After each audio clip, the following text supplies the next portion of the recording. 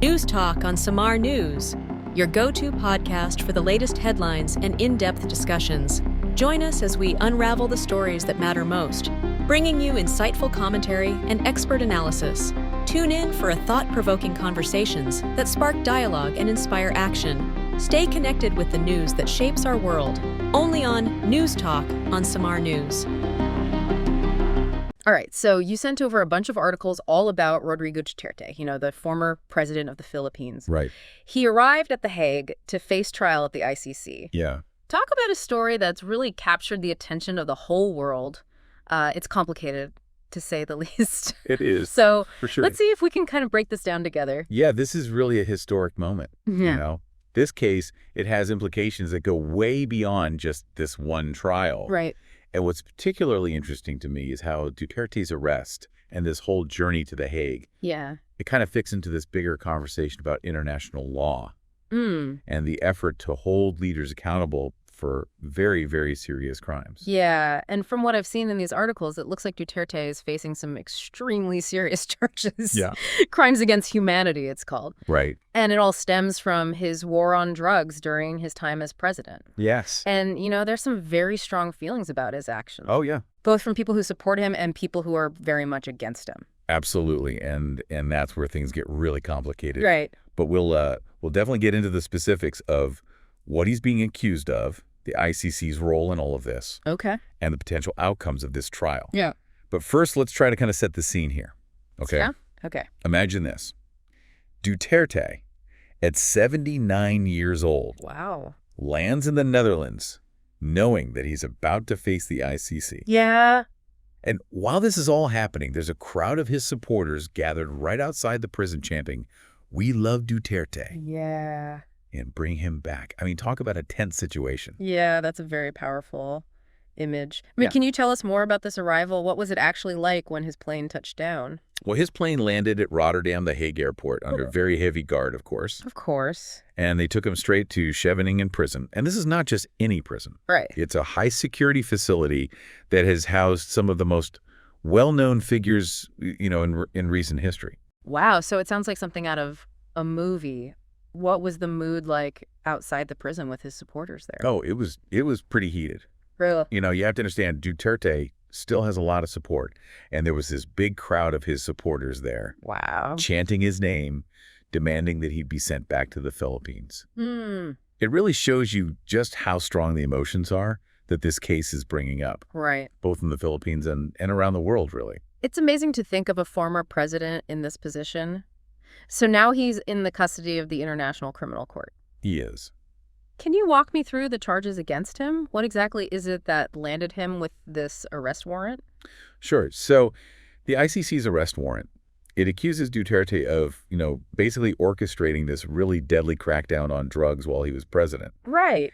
They claim that he played a central role in creating and funding and arming these death squads. Death squads. Yeah, and these squads were allegedly responsible for the deaths of thousands of people suspected of using or dealing drugs. Oh, wow. And the ICC is saying that this constitutes crimes against humanity, which were essentially widespread or systematic attacks against civilians. Okay, so crimes against humanity. That's a very serious term to use. It is. So can you help me understand why the ICC chose to use that label in this particular case? What the ICC is basically arguing is that the killings that happened during Duterte's war on drugs, they weren't just isolated incidents. Sure. They're claiming that it was a deliberate policy Oh, wow. that was orchestrated from the very top. Mm. And the sheer number of deaths, some estimates put it in the thousands, that definitely plays a big part in this very serious charge. I see. But it's also the alleged targeting of specific groups, right? People suspected of using or dealing drugs without any due process. Yeah. That raises huge red flags for the court. Yeah, I can see why that would be a problem. So all of this sounds incredibly serious. It is. But before we get too deep into the legal side of things, Yep. I'm curious about Duterte himself. How has he reacted to all of this? Did he seem at all fazed by being arrested? It's surprising, but Duterte seemed pretty calm Really? and composed, given that he had just been arrested. Yeah. He actually posted a video message on Facebook right before his plane landed in the Netherlands. Hmm. And he was reassuring his followers, just saying, "I'm okay.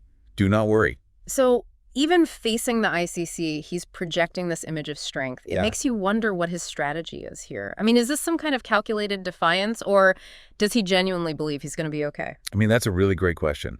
And it gets to the heart of who Duterte is as a person. Right. Is this just a facade, or does he truly believe he's going to come out of this unscathed? Right. It's going to be very interesting to see how this all unfolds as the trial goes on. Definitely something to keep an eye on. So what about the public back in the Philippines? Is everyone rallying behind him? Public opinion is definitely divided. I imagine so. There are people like Elizabeth Prado, a Filipina who lives in Germany. She actually traveled all the way to The Hague to show her support for Duterte. Wow. She believes that he's innocent and she wants to see him come back to the Philippines. That's some serious dedication. It is. But I imagine not everyone shares her view. Oh, you're absolutely right. There are a lot of people who are very critical of Duterte and everything he's done. Okay. They see his arrest as a step towards holding him accountable for what they believe were atrocities committed under his leadership. I see. Can you give me an example of someone who has a different perspective? Yeah, we heard from Ryan Willems, a Dutch citizen who actually worked in the Philippines and even met Duterte in person years ago. Oh, wow. And while he did express some sympathy for Duterte as a person, Okay. he was also very clear about the seriousness of this case. Right. It seemed like he was kind of holding his breath, waiting to see what would happen with the trial. So we're seeing a real mix of reactions, which makes sense given how controversial Duterte is. I mean, the whole world is watching this trial. They are.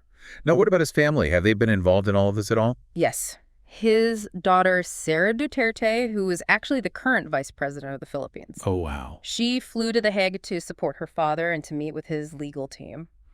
She's been very vocal in her support for him throughout this whole ordeal. So the family is standing firm behind him.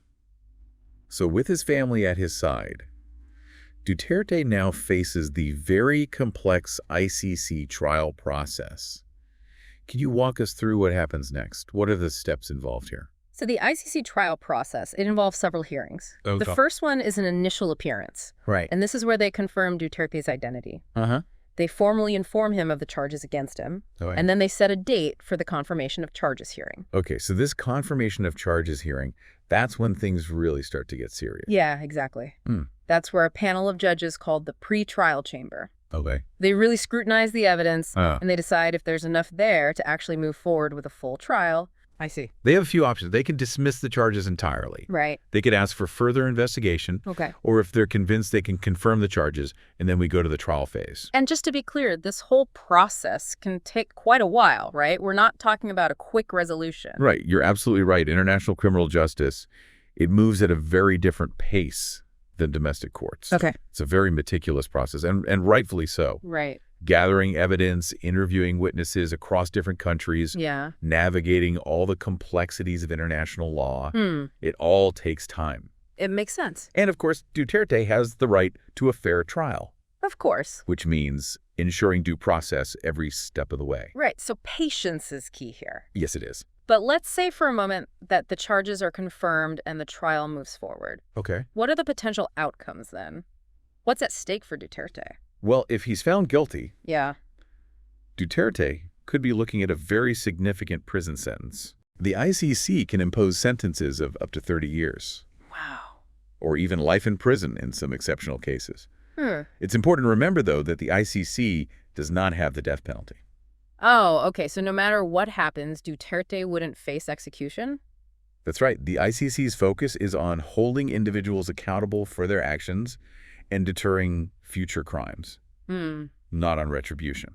That's interesting. So just thinking ahead, if Duterte is found guilty, where would he actually serve his sentence? Would he be sent back to the Philippines? That's a great question, and it brings up a really interesting aspect of the ICC. Yeah. They don't actually have their own prisons. Oh, wow. If someone is convicted, they serve their sentence in a state that has an agreement with the court. So this could be any country in the world as long as it meets certain standards for detention conditions. So theoretically, Duterte could end up serving time in a country he's never even been to. Yeah, it's definitely possible. Wow.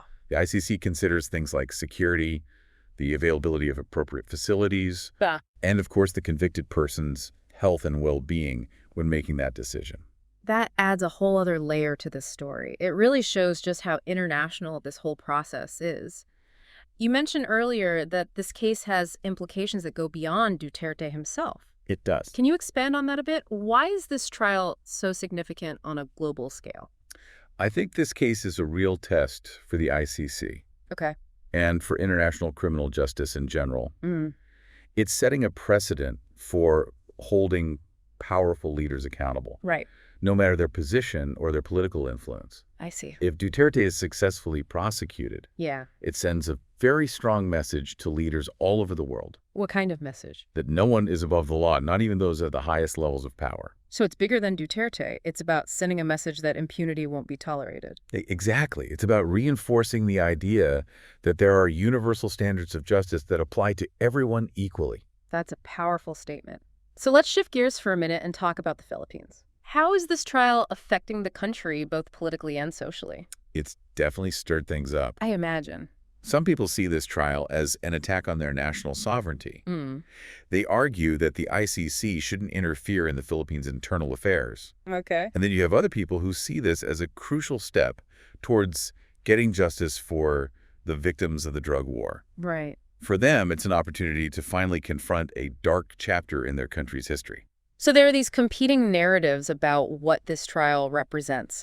How are these different perspectives playing out in Filipino society? Well, it's forcing Filipinos to confront some really difficult questions about their past and their future. Mm. It's definitely causing divisions, Right. but it's also sparking these really crucial conversations about accountability, justice, and the rule of law.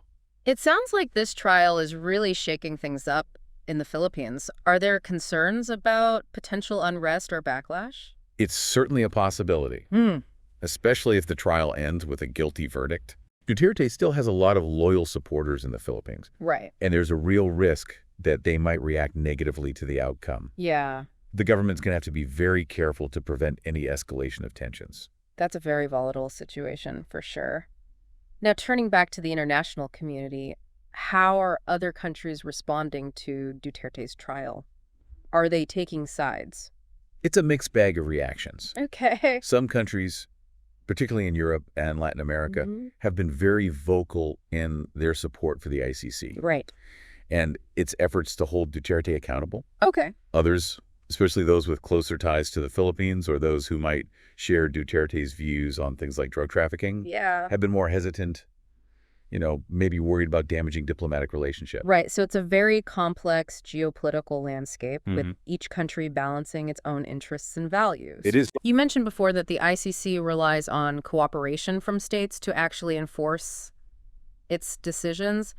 What does that look like in practice? How can they make sure that Duterte actually stays in custody and participates in the trial? Well, the ICC doesn't have its own police force Right. or any kind of direct enforcement mechanisms. Yeah. So they really depend on states to execute those arrest warrants, Yeah.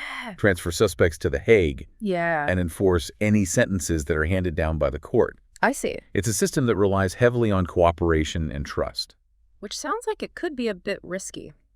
To a certain extent, yes. Okay. The ICC's effectiveness hinges on the willingness of these states to uphold their obligations under international law. Right. If a country decides to protect a suspect from prosecution Yeah. or simply refuses to cooperate with the court, there's not a whole lot that the ICC can do directly.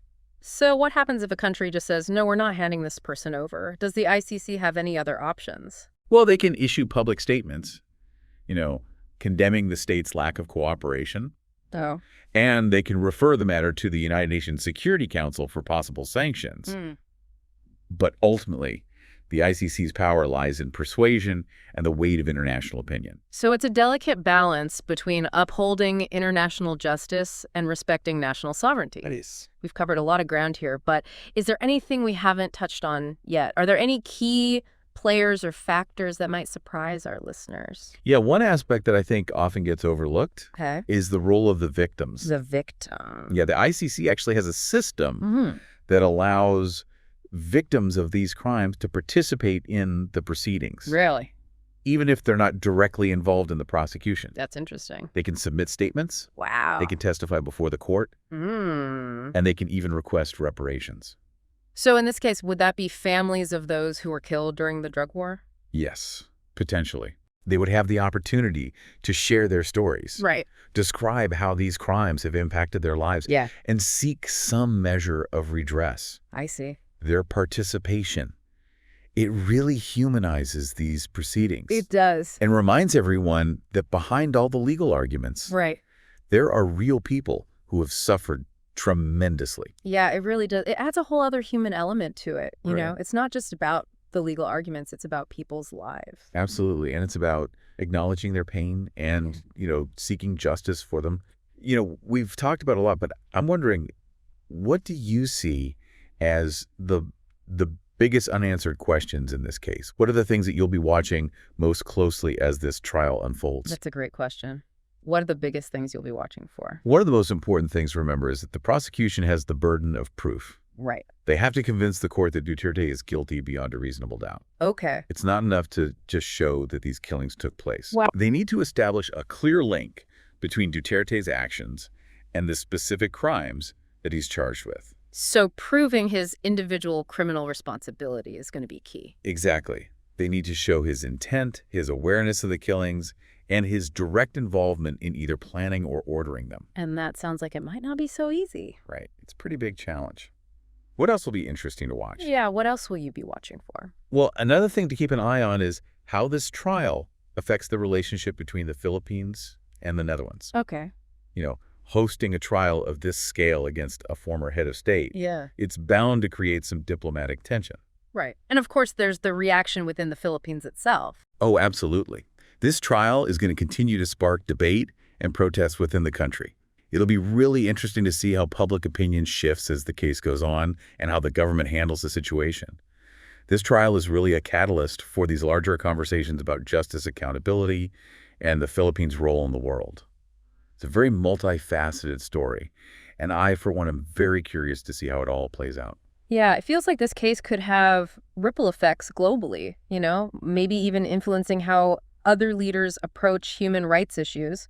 Is that something you think about? Absolutely. Right. I mean, this trial could be a huge deterrent, Okay. reminding world leaders that their actions have consequences and that they can be held accountable on an international level. Mm-hmm. It might even encourage some countries to strengthen their own systems for dealing with human rights violations. So potentially a turning point for international justice. It's certainly a possibility, but, it's important to remember that lasting change takes time. Right. This one trial isn't going to solve everything. There's still a long way to go in the fight for global justice. It's a marathon, not a sprint. Exactly. But this case does feel like a significant step in the right direction. I agree with that. It reminds us that pursuing justice is an ongoing process and that even small victories can have a big impact. As we wrap up this deep dive, what's the one key takeaway you want our listeners to remember? I think the most important thing to understand is that this trial is about so much more than just Rodrigo Duterte. It's about seeking justice for the victims of these terrible crimes. It's about the fight against impunity, and it's about upholding the principles of international law. This case has the potential to really change the future of international criminal justice, and it's a story that will continue to unfold for years to come. And for those of you listening, here's something to consider as you follow this case. What does this whole situation tell us about the evolving relationship between national sovereignty and international law?